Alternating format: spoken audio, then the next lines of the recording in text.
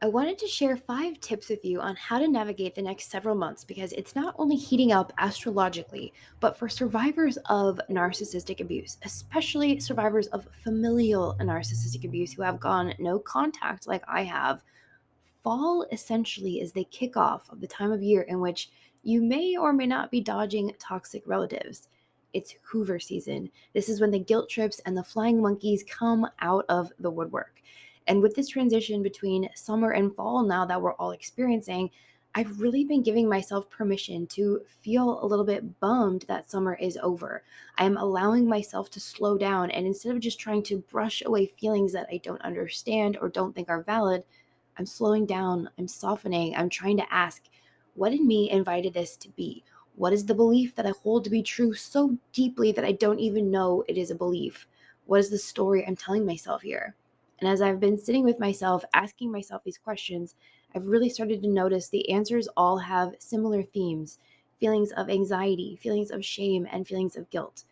I can feel in my bones that the winter holiday season is approaching, and it's making me a little sad, a little angry, and a little embarrassed that I basically feel like an orphan when I have parents and siblings living not that far from me. I have been no contact with my family of origin since 2019. The 2022 holiday season then will be my fourth without my family of origin. And as you may have noticed based on those dates, my estrangement has existed before, during, and after a global pandemic. In other words, this was not a rash decision. It was not a decision made without a lot of thought, care, and yes, even prayer. Yet, as the holiday season of 2022 inches closer and closer, I find myself wanting to run and hide and cry.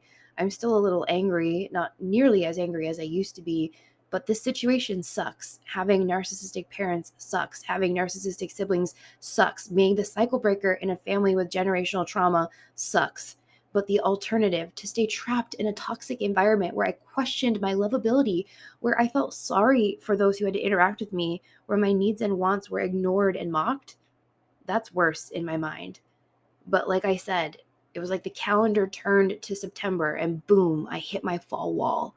And as much as I would love to just wipe all of this away as just a severe dislike of sweater weather, I know that my anxiety, my feelings of guilt, shame, jealousy, it has to do with what's coming up, that winter holiday season.